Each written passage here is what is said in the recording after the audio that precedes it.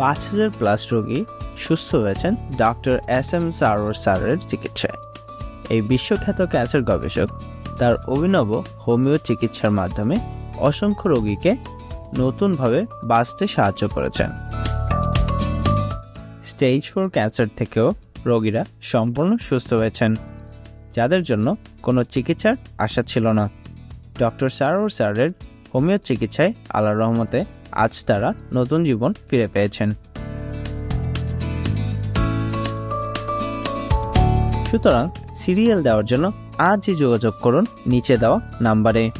Doctor Sarwar sir রোগী দেখেন শনিবার থেকে সোমবার ঢাকা পল্টন এবং মঙ্গলবার থেকে বৃহস্পতিবার হবিগঞ্জ।